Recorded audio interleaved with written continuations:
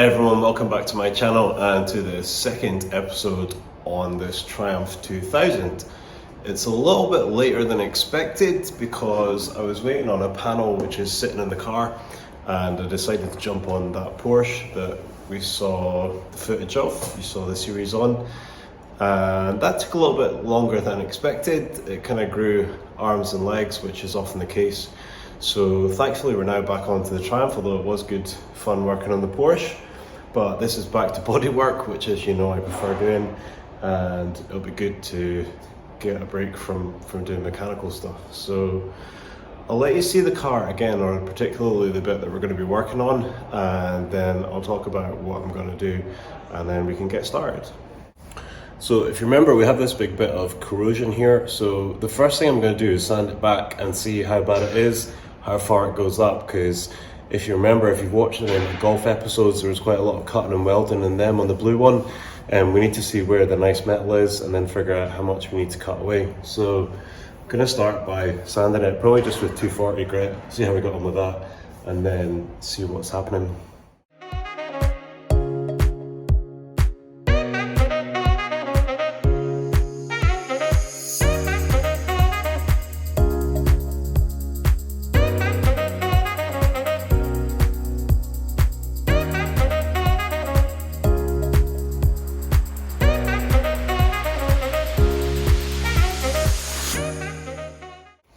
Okay, so I've got this panel here. I'm going to open it and see just how big it is, how much of it covers, and I'll let you have a look at this as well, but it's not as bad as I thought it would be.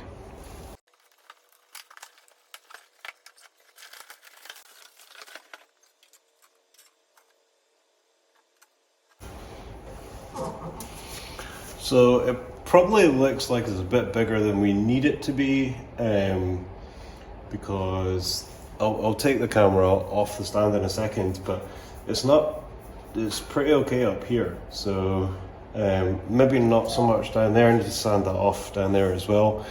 That's maybe just, you can just see that.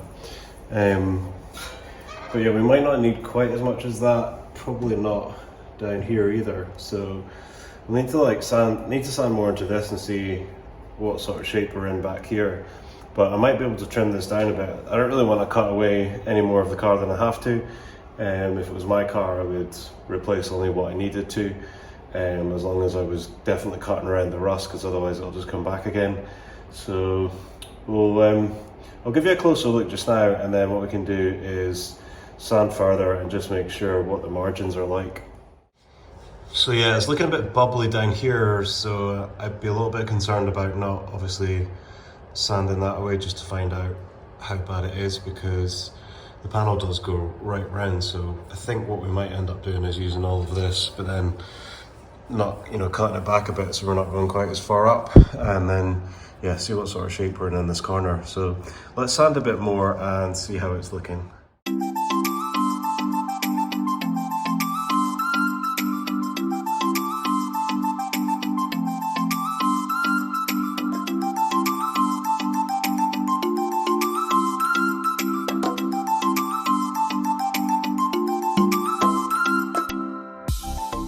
So it's actually another day, and back on this again.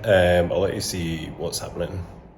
You might have seen in the time lapse that I was spraying this with primer, which might look a bit weird, but it's just to prevent any flash rust. So obviously I'm going to sand that back off again. Seems a bit counterintuitive, but we don't want any flash rust on the panel. We don't want to create any more problems. So basically just going to go back onto time lapse and keep sanding away at this. It looks like I'm going to end up using most of this repair panel, if not all of it, which is fine, and it does bend right into here, so yeah, we'll need to take it off right from there. So I'm gonna crack on with sanding, and we will we'll see how much more we need to do. I might end up needing to take the rear bumper off, which is not a big problem, just to get in right in behind it, depending on how bad this is, how far it goes. So we'll wait and see. You'll see I've got the car up on the lift as well, so make life a bit easier, and I've got lots of ramp pads on there.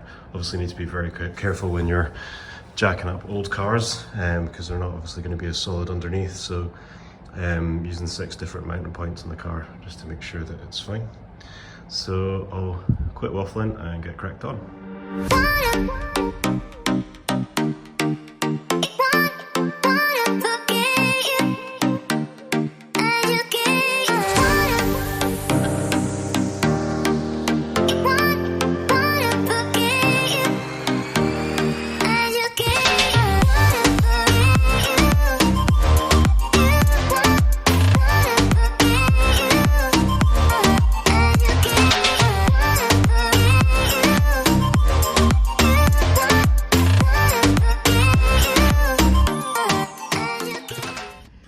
Alright, we break from time lapse for you. So as you probably saw, I took off the rear bumper.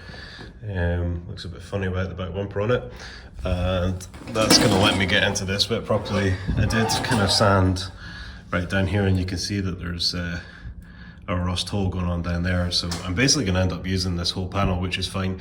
It just means that if there's any problems with the margins around it, I'm gonna need to get a bit more steel to kind of fill in any gaps that there might be. So basically what I'm going to do next is what they call offering up the panel.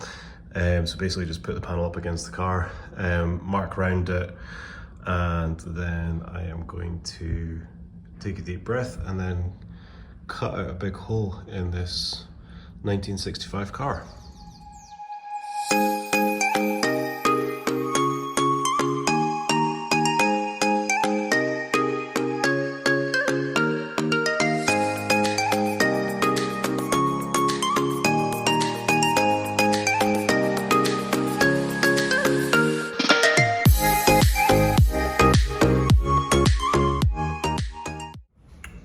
That was quite a bit of time lapse, so just to update you with where I am.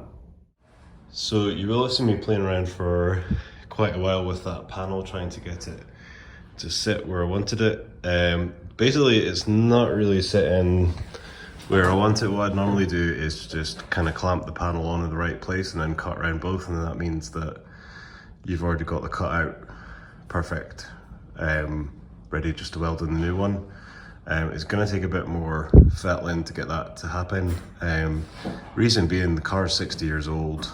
It's not obviously the same as it was when it was new, and it's a handmade panel as well. So what I'm going to do is get somebody who has a lot more experience with cars of this era to have a wee look at it and see if they're happy with the panel, which I'm sure they will be, and maybe just see how, what they think would be the best way to tackle that. So in the meantime, what I'm going to do is I'm going to move on to sanding down these sills, because the owner wants me to paint basically the bottom of the sills are a different colour, so it's kind of like a grey line along it, so he wants them all roughly the same colour.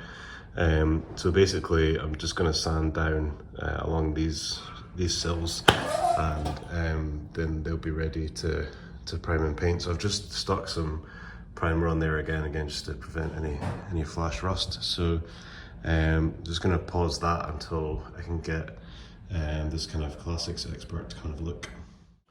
Hi everyone, sorry about the background noise. So finally back on this Triumph. I'm not actually even sure where I was with it, but I kind of jumped off it to do some work on the black 911 that we did the fuel rails on, which ended up being for a few weeks, which wasn't anticipated. We thought it was just going to be injectors or injector seals.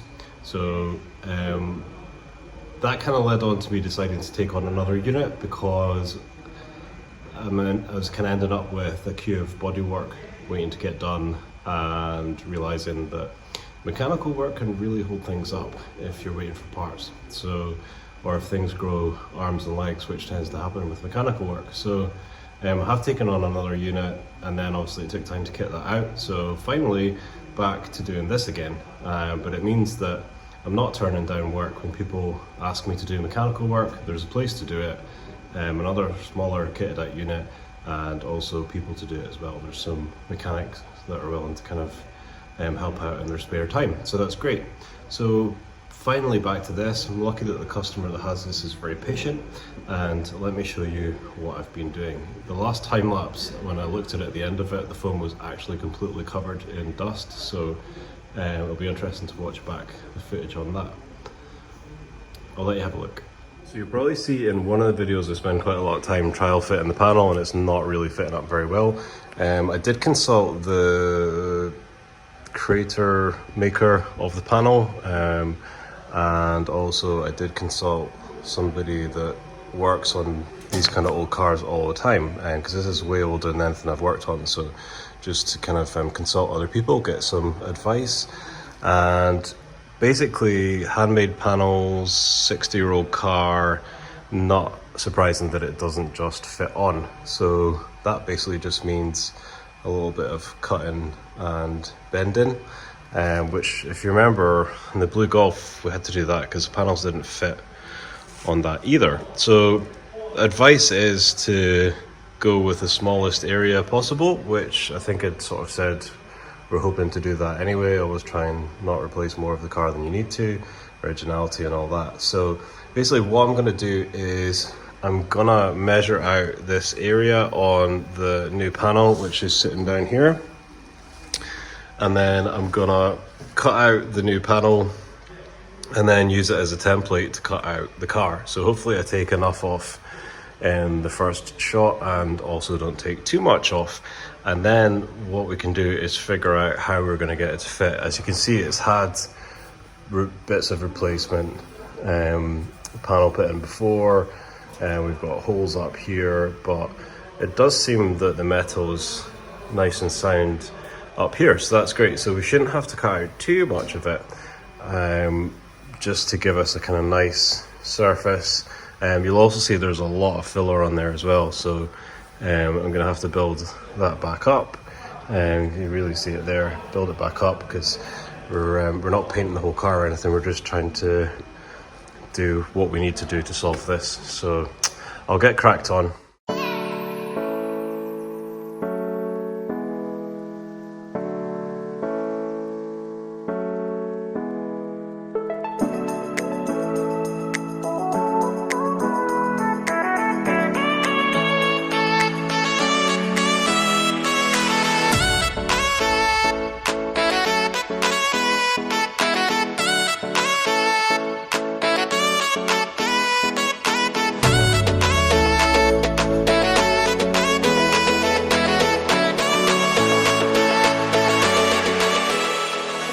So I'm a bit further forward after that sanding and a little bit of cutting, so I'll show you what I've been doing. So this section here was a welded in bit, which is on the floor. So that was welded in there, tucked up behind that bit. So obviously cut the welds there and taking that bit out. I basically figured out what I need from this panel. And what I've done is I've marked out on this panel, so as you can see we're using as little as possible, and that's good because we're going to need some of this metal to try and fix that a little bit, because that's not looking too clever in there. So basically what I'm going to do is I'm going to cut out this panel, and then I'm going to clamp it onto the car as straight as I can possibly get it, and then I'm going to cut it right through. Then it'll be a case of getting it lined up as best we possibly can, and doing a bit of prep work behind, and then welding it on.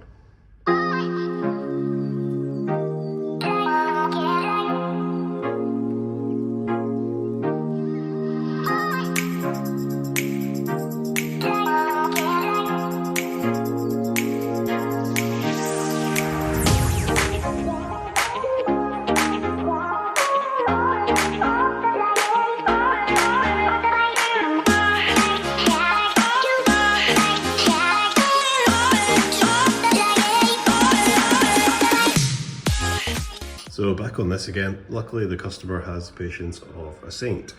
Where am I? I'm basically, that's there, that's cut out.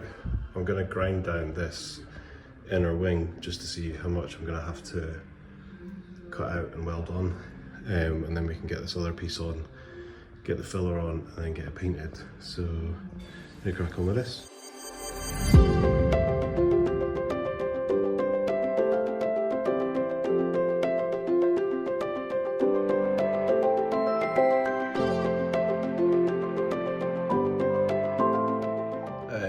So I've kind of ground away some more, and as you can see, this isn't looking too clever here, so I'm maybe gonna need to get a sill end piece for this. So what I'm gonna do is cut away what's obviously no good. A little bits like that obviously could just put a little bit of weld in it, but this is obviously no good. So cut along there, and then see where we are with this. So I've touched base with the customer and also the part supplier, and I'm not sure whether there's a bit for that or not. In the meantime, what I'm going to do is try and kind of fabricate some inner rear arch. So basically what I've got is this new piece here and then the metal left over. So I'm going to have a go at trying to fabricate that. I'm saying having a go because I'm not an expert fabricator at all, but let's see what we can do.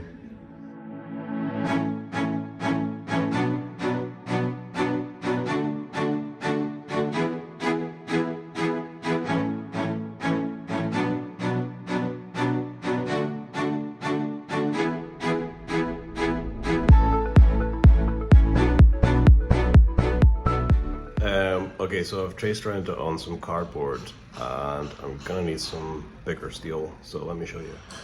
So basically I've used that piece there as a template, so obviously it needs to follow the same pattern, and there's an inch lip, which is kind of like the arch, so there's an inch lip there. So basically I'm obviously gonna need the same there, but I'm also gonna need metal above that so that's basically just enough to make the lip. Obviously you're going to need metal above that to attach to here, and the amount that I need is going to vary depending on how corroded it is. So basically that's not going to be a big enough piece of metal to do that, as you can see. So I'm going to have to go and get a sheet of steel and make sure that I've got enough to work with. So out to the store. So I've been and gone and got a big ass bit of steel, 18 gauge steel, which is standard for classic car bodies. So now what I'm going to do is figure out how much I need to have above the line to go onto here, and then I'll probably just make it a similar amount all the way around, and then use that as a template to cut out that. So use that as a template, the new bit, to cut out that. So so I'll draw around another line, and then what I'll do is I'll cut out the cardboard and then use that as a template on the steel, and hopefully that'll give us a fairly accurate bit to put on there. So we'll soon find out. And just to show you what's going on in the mechanical unit, there's a 911 in getting some suspension work, new lower arm, and we're waiting for a top strut mount, and finally got some proper spring compressors rather than using the suicide ones, so that should be helpful.